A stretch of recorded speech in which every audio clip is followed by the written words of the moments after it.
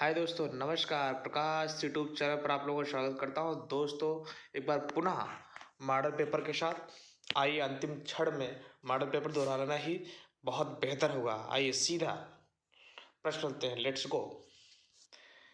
निम्न कक्षाओं में शिक्षण की खेल विधि आधारित है।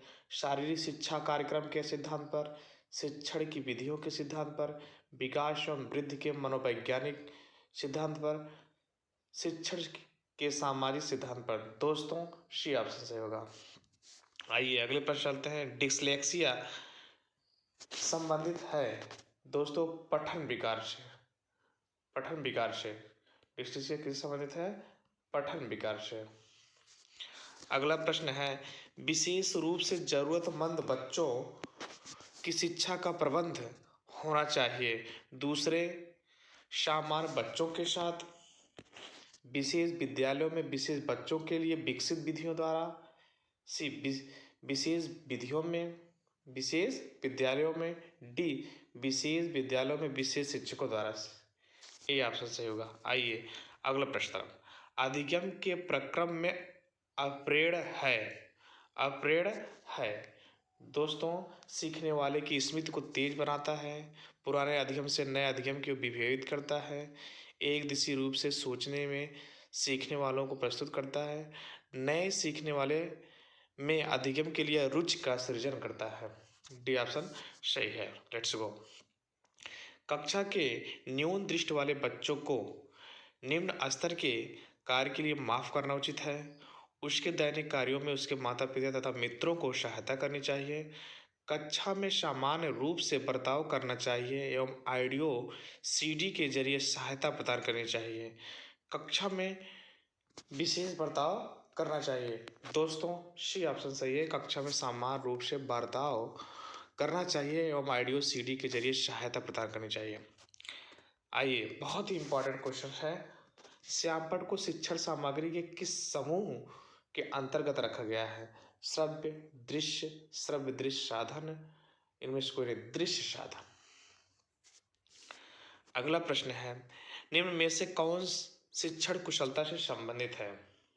श्यामपट्ट पर लिखना, प्रश्नों को हल करना, प्रश्न पूछना, उपरोक्त सभी। निम्न में से कौन शिक्षण कुशलता से संबंधित है? सब। आइए अगला प्रश्न। कक्षा में जो विद्यार्थी प्रश्न पूछते हैं उन्हें कक्षा के बाद शिक्षक से मिलने की सलाह दी जाए। कक्षा चर्चा में भाग लेने के प्रोत्साहित किया जाना चाहिए। लगातार प्रश्न पूछने के लिए प्रोत्साहित करना चाहिए। स्वतंत्र रूप से उत्तर ढूंढने के लिए प्रोत्साहित करना चाहिए। लगातार प्रश्न पूछने के लिए प्रोत्साहित करना चाहिए। दोस्तों, आइए अगले प्रश्न चलते हैं। शिक्षा की किंडरगार्टन पद्धति का प्रतिपादन है फ्रॉवेल। अगला प्रश्न, एक अभिभावक आपसे विद्यालय में मिलने के लिए कभी नहीं आता है। आप बच्चों की अपेक्षा करेंगे, अभिभावक को लिखेंगे, आप स्वयं उनसे मिलने जाएंगे, बच्चों को दंड शुरू करेंगे? नहीं, सी ऑप्शन सही है।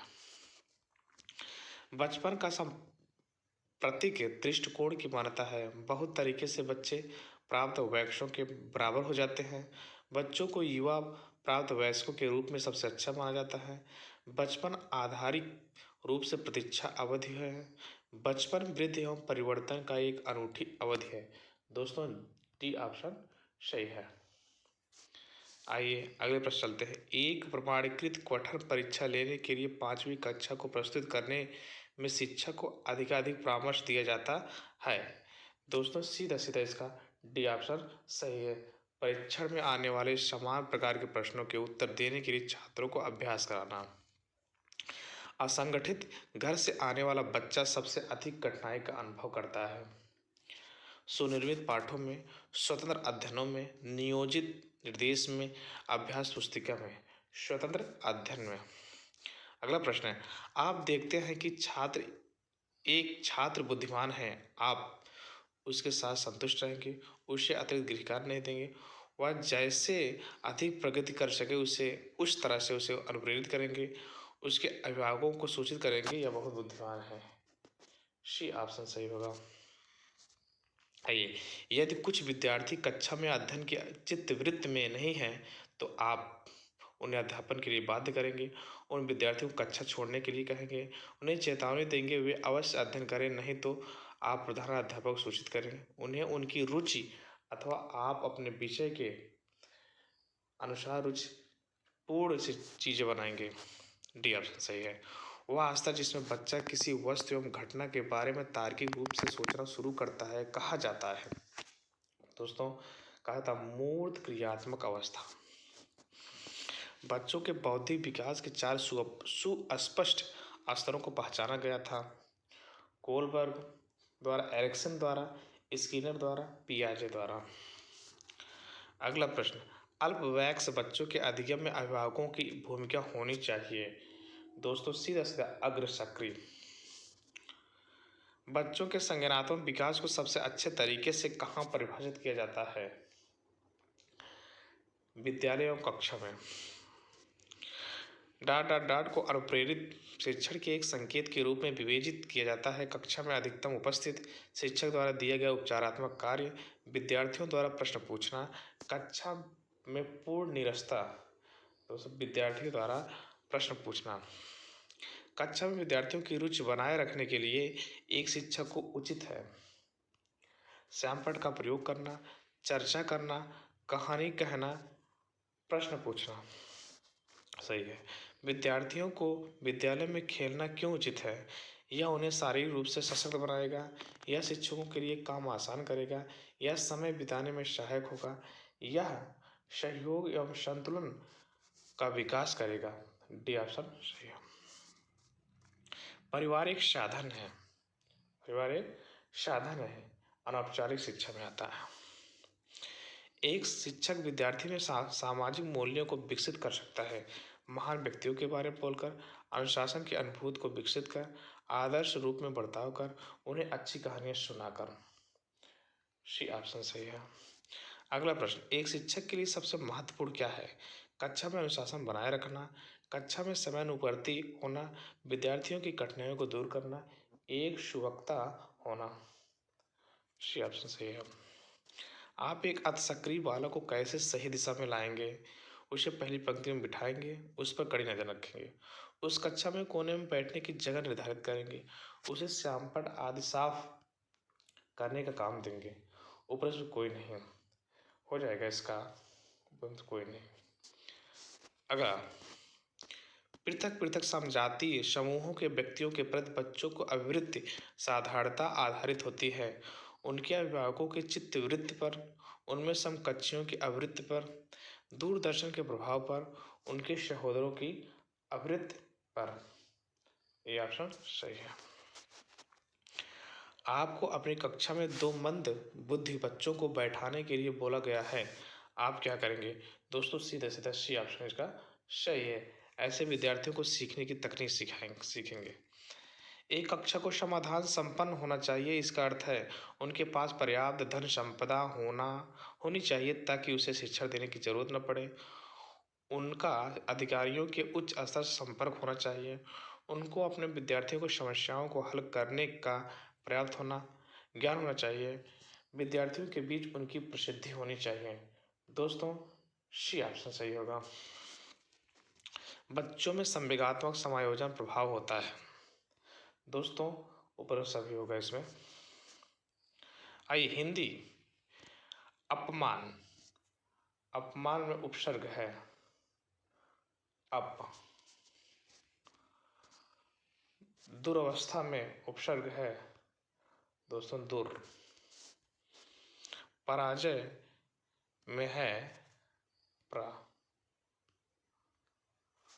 अगला प्रश्न, द्विगु समास है माता पिता, यथाशक्ति, पीताम्बरा, नवशक्ति है।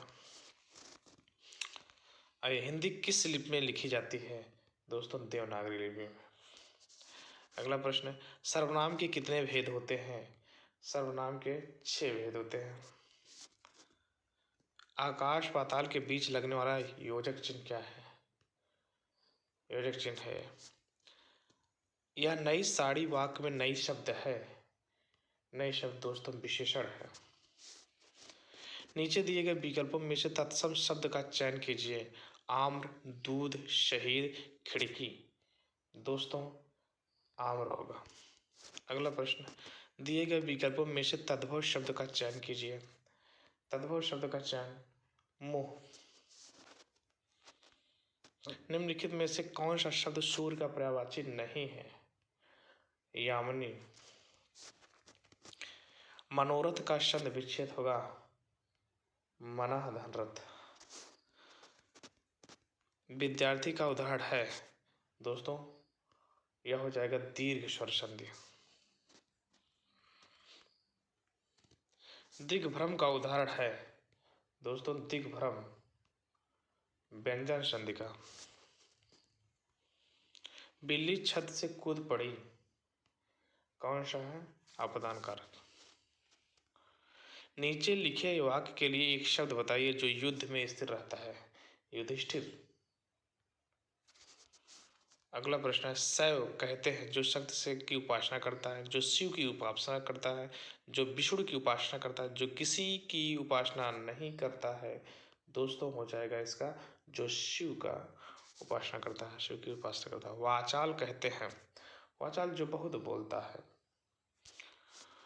श्याम धीरे धीरे चलता है, धीरे धीरे शब्द है, धीरे धीरे दोस्तों क्या हो जाएगा? क्रिया विशेषण। निम्नलिखित शब्दों के वर्तनीय अनुसार शुद्ध शब्द का चयन करिए। आनुषंगिक, आनुषंगिक, आनुषंगिक, आनुषंगिक। दोस्तों पहला ऑप्शन सही है। आइएगा अंताक्षरी, शुद्ध क्या है? बी वाला ऑप्शन है, अंत्याक्षरी है। सुषमा, सुषमा, सुषमा, सुषमा, इसमें कौन सा सही है? A option Sushma. आइए अगला क्वेश्चन, घुमक्कड़, घुमक्कड़ में कौन सा प्रत्यय है? अक्कड़। भिक्षुक, भिक्षुक में कौन सा प्रत्यय है? भिक्षुक में उक। अगला प्रश्न, निम्नलिखित में से कौन सा शब्द बादल का पर्यायवाची है? दोस्तों नीरद। अगला प्रश्न, इंद्रियों को जीतने के लिए एक शब्द। जितेंद्र। आहा आप आ गए, वाक्य में आहा शब्द है, आहा शब्द अव्यय। निम्नलिखित में से पुल्लिंग शब्द कौन सा है? पानी। पवन का शब्द विच्छेद है, पोधन अन। ऑप्शन। आइए सीधा अब चलते हैं। लवण जो जल का अवशोषण करता है कहलाता है हाइग्रोस्कोपिक। पारिस्थितिक तंत्र एवं प्राकृतिक अधिवासों का संरक्षण तथा उनके प्राकृतिक वातावरण में प्रजातियों का जीवक्षम जनसंख्या का रखरखाव एवं प्राप्ति के लिए प्रयुक्त है। दोस्तों हो जाएगा स्वास्थ्य संरक्षण। आइए, समुद्री कच्छपों को जीवंत जीवाश्म कहा जाता है क्योंकि 150 मिलियन वर्षों से अधिक समय से पृथ्वी में उपस्थित है। भारतीय उपसमूह उपमहाद्वीपों के जल भागों में पाए जाने वाले 5 प्रजातियों के समुद्री कच्छप में सबसे अधिक संख्या है। सी ऑप्शन सही होगा। आइए, विश्व उष्मायान के लिए निम्नलिखित में से कौन सा एक कारक है? कौन सा एक कारक है? आइए, वाहन से निकली गैस। धातु में प्रस्तर से कहा जाता है, धातु में अयस्क। पेड़ पौधे प्रदूषक को घटाते हैं क्योंकि अवशोषण करते हैं, क्योंकि अवशोषण करते हैं कार्बन डाइऑक्साइड। भूकंप मापा जाता है दोस्तों बहुत ही रिएक्टर पैमाने। महासागरों में जल स्तर वृद्धि का कारण है ध्रुवीय प्रदेश में बर्फ का पिघलना, अत्यधिक वर्षा, अम्ल वर्षा, ऊपर इसमें से कोई नहीं। ये ऑप्शन सही है। वातावरण में अत्यधिक हानिकारक सल्फर मिश्रित गैस है SO2। अगला प्रश्न है, वायु प्रदूषण को कम किया जा सकता है वृक्षों के द्वारा। विश्व पर्यावरण दिवस मनाया जाता है 5 जून को। सूर्य के हानिकारक किरणों से पृथ्वी को कौन सा स्तर सुरक्षित रहता है? दोस्तों, ओजोन स्तर सुरक्षित रहता है। किसी जगह के फ्लोरा और फन्ना सूचित करता है पेड़ पौधे एवं जंतुओं को। पारिस्थितिकी तंत्र का उदाहरण है तालाब। कौन जीवी कारक नहीं है? दोस्तों, प्रस्तर। अधिकतर पेड़ पौधे पाए जाते हैं आस्थामंडल में। अन्य मृत जंतुओं में निर्वाह करने वाले प्राणी को कहते हैं स्कैवेंजर। सीएनजी संक्षिप्त रूप क्या है? सीएनजी संक्षिप्त रूप क्या है? Compressed natural gas. निम्न में से कौन विश्व उष्मायन कारण है?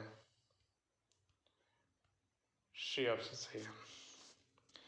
महासागर पृथ्वी पृष्ठ के अधिकांश जगह आवृत किया जाता है जो लगभग 3/4 भाग है।